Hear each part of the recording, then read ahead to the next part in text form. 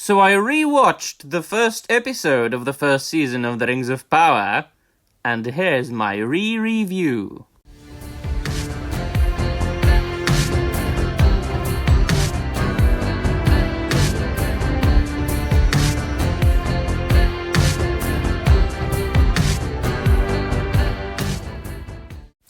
Hi everybody, and welcome to another video. The strangest thing happened to me yesterday, my dear friends.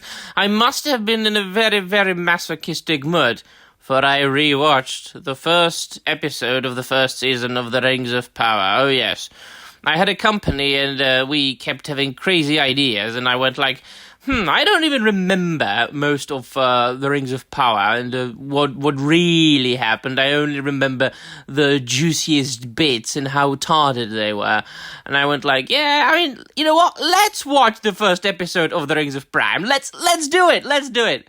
And I am here to, re-review the first episode after whoever knows how long. And let's see if I still think the same thing that I thought when I watched it for the first time. So, I think absolutely the same thing.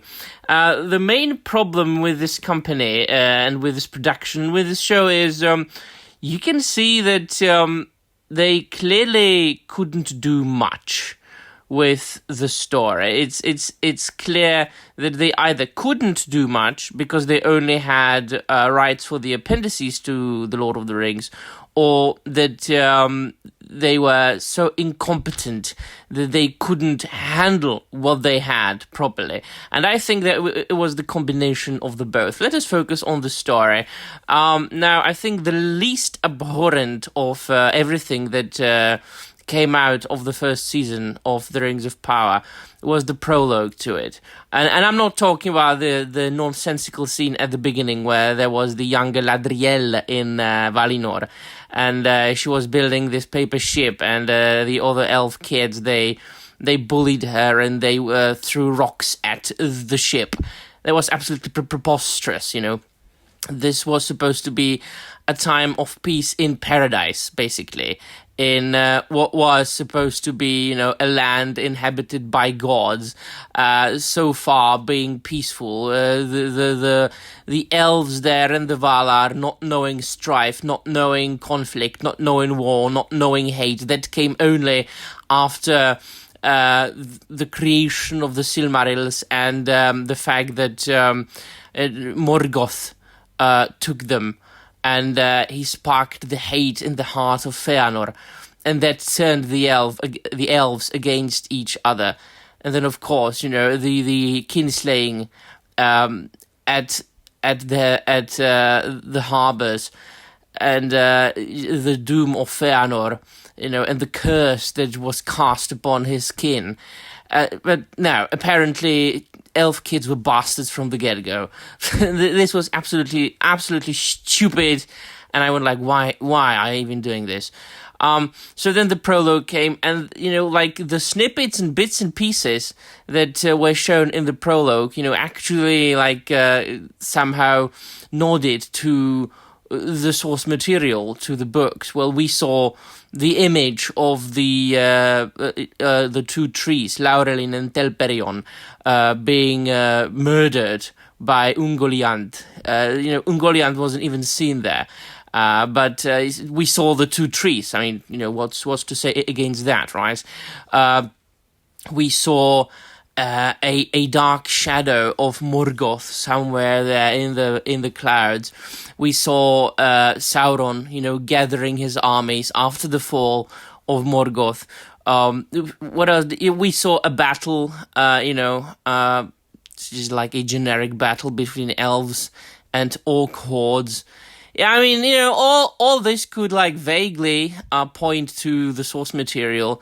It was cut in a very nicely paced way. So, I mean, if I, you know, can only watch the prologue without knowing that it's, you know, a part of a larger thing called The Rings of Power, I'd be fine. I was watching it with somebody, and that somebody has never read any of Tolkien's books, but, you know, they have seen all the Peter Jackson's films multiple times. And they went like, yeah, I mean, I could have it in the background playing when I was doing something else, but it's absolutely not The Lord of the Rings, nor is it anything that I really connect with a larger like Middle Earth story. And I went like, exactly, because it's nothing like The Lord of the Rings. It doesn't even approach, anything that Tolkien wrote. But the story itself then is divided into three storylines, into three subplots. The worst of which I think is that of Galadriel, which absolutely is not what she was in the Second Age. Now, we know in the Second Age, from the beginning till the end, she basically almost never left the side of Celeborn, her husband. Now, they separated for like a little bit when they went different ways, and one of them passed through the mines of Moria, but it was absolutely most certainly not like this, that Celeborn left for battle, and she didn't see him for a long time, and then she kept looking for Sauron in revenge for the death of her brother, and she went on some sort of quest as Xena, the warrior princess, with a bunch of other elves, with a chainmail that looks like actually was made of fabric, scaling the wall from Game of Thrones, using this her precious brother's precious dagger as a tool to scale the wall. No. And the elves clearly didn't want to go with her from the get-go. They were reluctant each and every single step of their way. They just didn't want to go. They didn't want to go at all. And then, of course, this very famous Xena the Warrior Princess scene when this ice troll is like annihilating all the elves, and she single-handedly just slices him up to pieces and finishes him off with a dagger. Wow, it's absolutely not, absolutely not what happened. I'm sorry. And I was always laughing at the people who used this one, because people always just used one. They used one line written by Tolkien, taken absolutely out of the context, like Galadriel was of Amazonian dispositions or something like that. I'm paraphrasing. To be nimble, to be athletic is something that is, typical for elves in general. I mean, in Tolkien's world, in Arda, very, very noble, very tall, very thin, very good-looking, athletic, skilled in arms, and skilled in fight. It's just what elves are. But it doesn't mean that Galadriel needs to go on years-long quest in the search of Sauron. It's just preposterous. They go to, where is it? She goes to Lindon, and that's one of the things that I was talking about. I mean, at the time, Elrond was with Gil-galad in Lindon, but they really made Gil-galad look as if he was an utter nitwit, an idiot, an incompetent twat. So firstly, he writes Gil-galad's speeches. Secondly, Gil-galad is depicted as an arrogant bastard. Absolutely not the High King of the Elves who fought in the Battle of the Last Alliance at the side of Elendil and Isildur. No, absolutely not. It's a guy who, graciously grants the permission to passage to the west, to Valinor, to elves who performed great deeds, and basically he wanted to get rid of the troublesome, annoying Galadriel. I agree with him on that, I have to say. This is a very clever and the right decision on the part of the TV show Gil-galad to just send Galadriel off, send her to Valinor. Just don't get on our nerves anymore. Thank you very much. Goodbye. I've got a lot to say about this granting permission to leave. Yeah, so after the kinslaying, of course, and a lot of elves left, and for Middle Earth, and then a lot of elves were then born in Middle Earth itself. But they were pardoned. A lot of elves were pardoned, and should they wish to come back, they could. They were able to.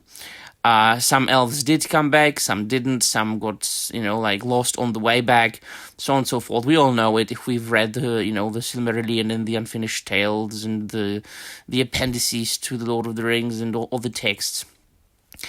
I can't recall that you had to get a permission to leave for the West, to basically go home, come home, go back home. Preposterous, stupid. And a little intermission about the costumes.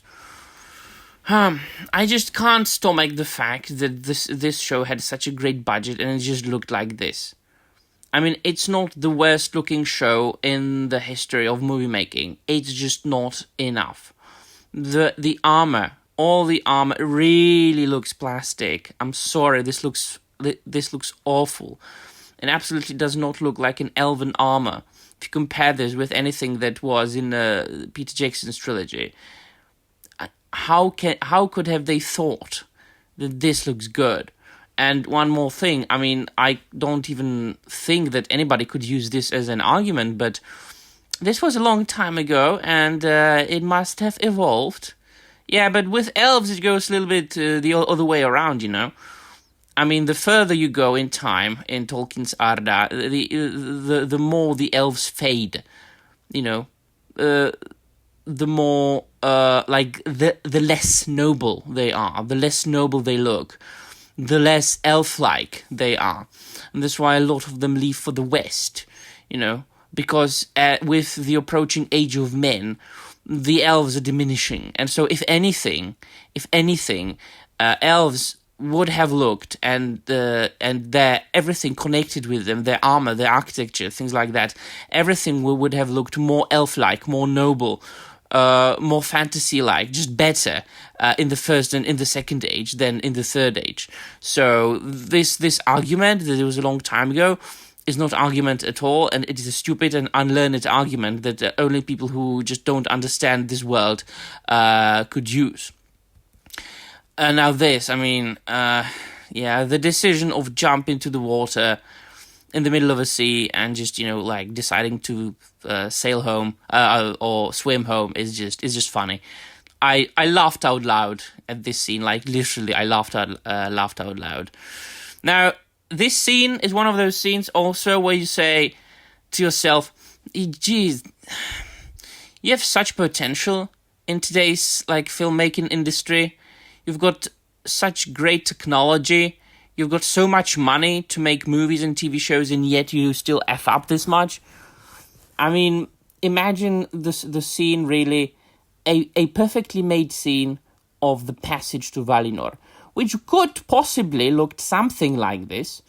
The clouds separating, and like Tolkien wrote, and like Gandalf in the movies then paraphrased these lines, as I will paraphrase them now, that the silver glass fades away and beyond you will see white shores. And that's something that could be done, theoretically, something that could be like a masterpiece that could enter, the annals of cinematography forever. But no, it didn't happen because, I don't know, I mean, it was made by it was made by those two showrunners who had never done anything before. Everything they had tried to do just, turned up to be a failure. It was done by two crazy wackos who had probably really never read the book before working on the Rings of Power.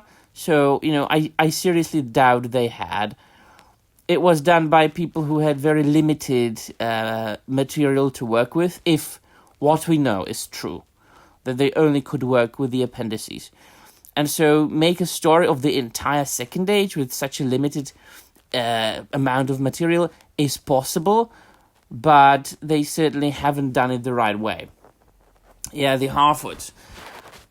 We have discussed it multiple times on this channel.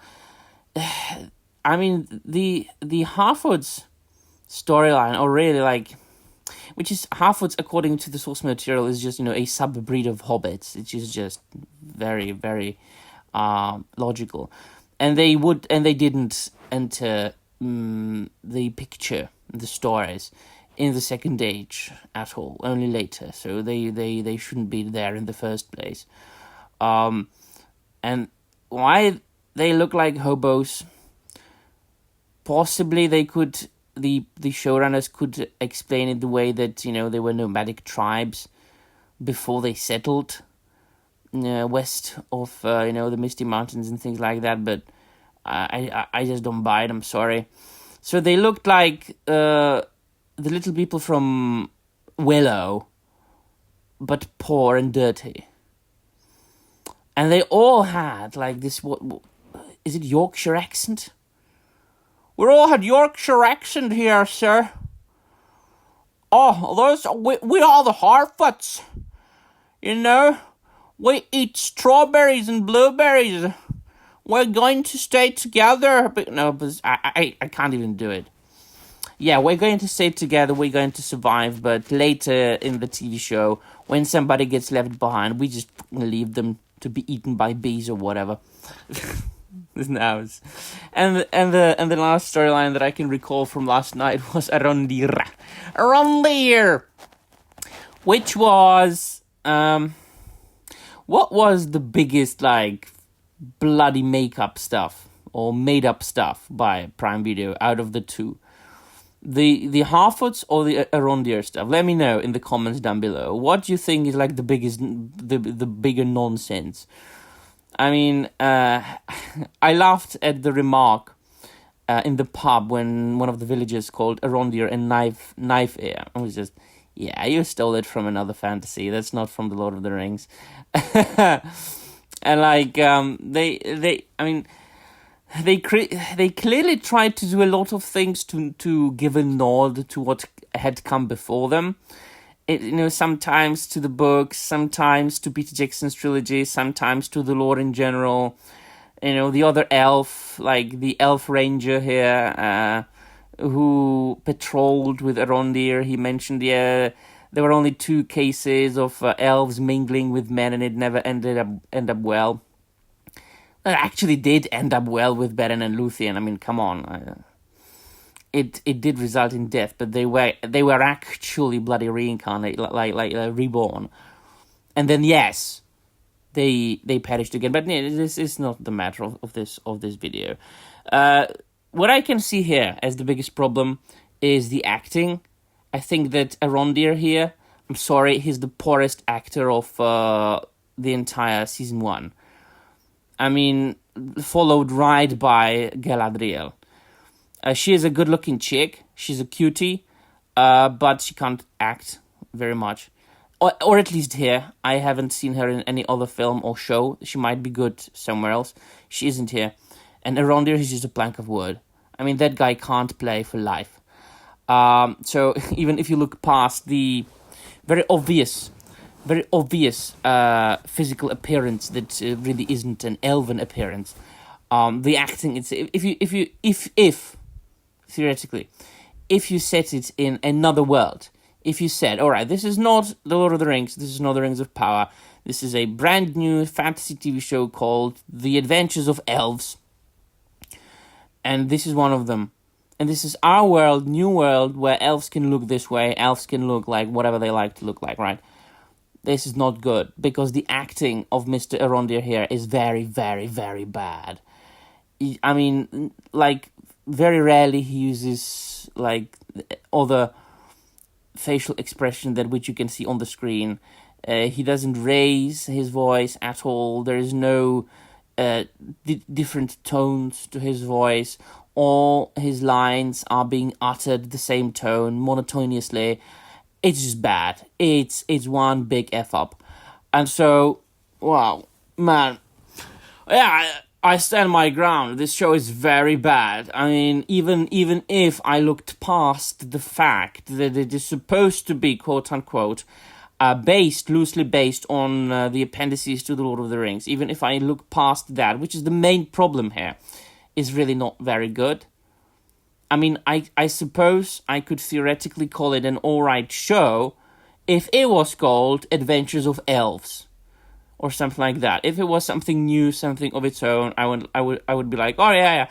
So they made like a generic CW style show about not superheroes but fantasy characters, right? So because if you changed all the names of the characters, all the names that actually come from Tolkien's lore, if you changed them, if Galadriel wasn't called Galadriel, but I don't know, Kurinuma or something like that, and if Gil-galad wasn't called Gil-galad, but for example, Hunininu, I would be like, yeah, I wouldn't even recognize that this was supposed to adapt something by Tolkien. So really, the only connection of this show with Tolkien is the names taken from the appendices to The Lord of the Rings. Otherwise, I would rate this episode as an quote unquote adaptation. I would rate it 0, absolute like fucking null 0. As a show on its own, I don't know, out of 5, I would probably rate it 2.5. 2.5 out of 5 if it wasn't an like quote unquote an adaptation. If it was just, a show about elves, Adventures of Elves, as I said. If it was that, I would rate it 2.5 out of 5, and I wouldn't watch it anyway because I would consider it, to be a waste of my time anyway. Right, so that'll be all. Let me know in the comments down below what you think, and I'm out of here.